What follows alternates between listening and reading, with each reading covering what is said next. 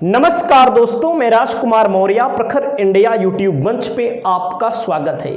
बड़ी खबर आ चुकी है बहुजन समाज पार्टी से। 2024 के लोकसभा चुनाव के बाद बहुजन समाज पार्टी सक्रिय हो चुकी है। 4 राज्यों में विधानसभा का मेन चुनाव है, वहीं पर उत्तर प्रदेश की 10 सीटों पर उपचुनाव होना है। मेन चुनाव में हरियाणा बहुत ही महत्वपूर्ण है बहुजन समाज पार्टी के लिए। बहुजन समाज पार्टी की मुखिया बहन कुमारी मायावती ने अपने 4 प्रत्याशियों का ऐलान कर दिया है। और ये 4 प्रत्याशी हैं कौन, उनके नाम भी हम आपको बताने जा रहे हैं। बहुजन समाज पार्टी का प्रदर्शन भी हम आपको बताने जा रहे हैं।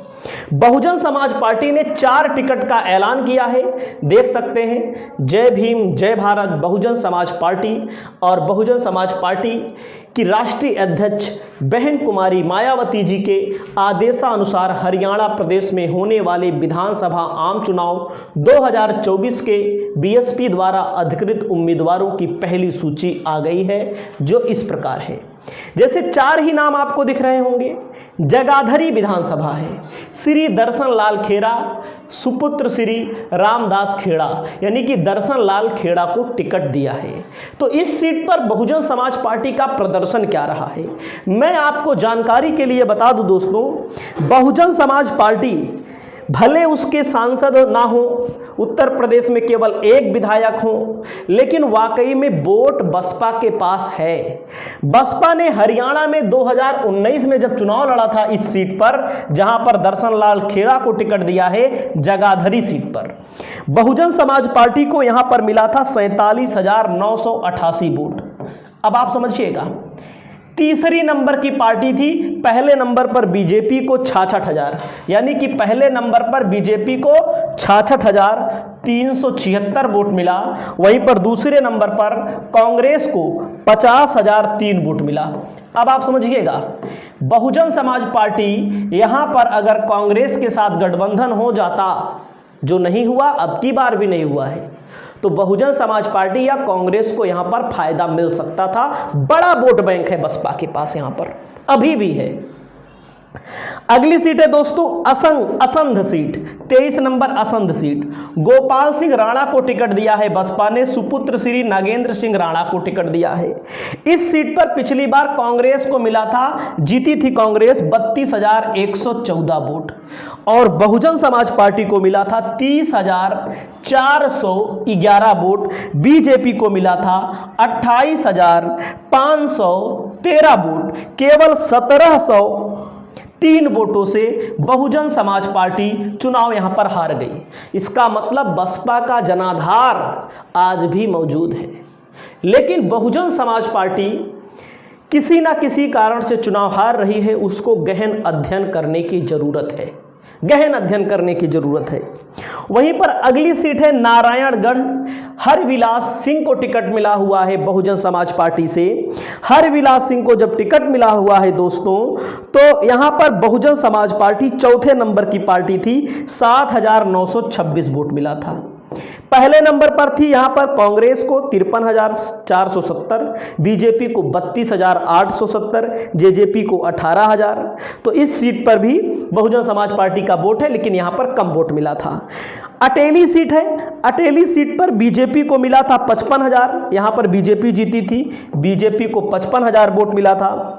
कांग्रेस बीएसपी 2 नंबर पर थी, बीएसपी यहां पर 2 नंबर थी, 37,383 वोट, 37,383 वोट बीएसपी को यहां मिला था। जेजेपी 3 नंबर पर थी, कांग्रेस को 9,000 वोट मिला था, कांग्रेस यहां पर 4 नंबर पर थी। तो आप समझ सकते हैं बहुजन समाज पार्टी का वोट बैंक है, लेकिन बहुजन समाज पार्टी जो है, अगर, जिसको मैं नहीं कह सकता, अगर किसी ऐसे व्यक्ति को टिकट दे, किसी ऐसी पार्टी से गठबंधन करे जिसका वोट ट्रांसफर हो जाए, तो बहुजन समाज पार्टी को बहुत बड़ा फायदा मिल सकता है।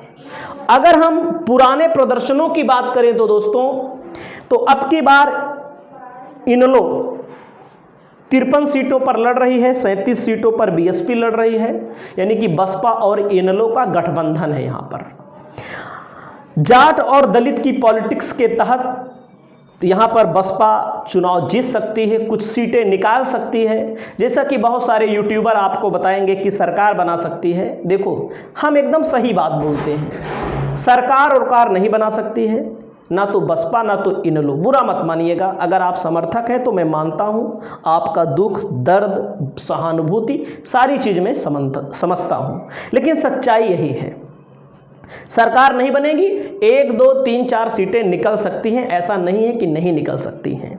2019 में 4.4% वोट मिला था बसपा को। 4.4% वोट बड़ा वोट बैंक होता है, छोटा मोटा वोट बैंक नहीं होता। 2014 में 4.37% वोट मिला था, यहाँ पर जीत मिली थी 1 सीट पर 2014 में। 2009 में दोस्तों 15.75% वोट मिला था, लोकसभा की 1 सीट पर यहाँ पर बसपा ने चुनाव जीता था।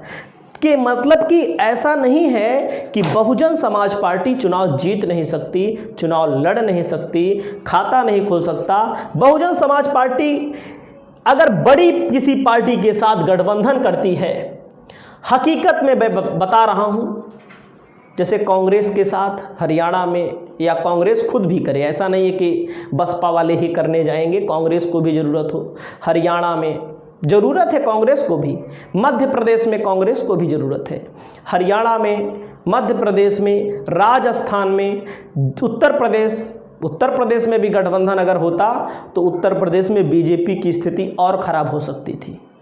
उसके अलावा अन्य राज्यों में भी जहाँ जहाँ बसपा का जनाधार है, उत्तराखंड में बसपा का जनाधार है, बिहार में बसपा का जनाधार है, पूरे भारतवर्ष में बहुजन समाज पार्टी का जनाधार है। वो भले सीट में कन्वर्ट कहीं कहीं पर हो जाता है, कहीं कहीं पर सीट में कन्वर्ट नहीं हो पाता। मध्य प्रदेश में आज भी बसपा के विधायक हैं, हरियाणा में वहाँ पर राजस्थान में आज भी हैं, बिहार में भी, मतलब कि हर जगह बहुजन समाज पार्टी का जनाधार है। लेकिन उसको कन्वर्ट कराने के लिए कहीं ना कहीं बड़ी पार्टी के साथ गठबंधन होना जरूरी है। तो आप समझ सकते हैं 1 अक्टूबर को मतदान होना है, 4 अक्टूबर को नतीजे आएंगे। अगर बहुजन समाज पार्टी पूरी ताकत से चुनाव लड़ती है तो कुछ सीटों को भी निकाल सकती है। सच्चाई में बोलता हूँ, लोगों को बुरा लगता है, बाकी आपकी भी जो राय हो आप अपनी राय को रखिए। बहुजन समाज पार्टी उत्तर प्रदेश में 4 बार मुख्यमंत्री बनी है, बहन कुमारी मायावती। सरकार अच्छी चलाई है, शासन प्रशासन के मामले में बहन कुमारी मायावती से अच्छा कोई मुख्यमंत्री नहीं हुआ है। अच्छे अच्छे गुंडे माफिया, वो चाहे जिस जाति के हों, चाहे जिस बिरादरी के हों, बसपा के सामने धराशायी हो गए, घुटने टेक दिए।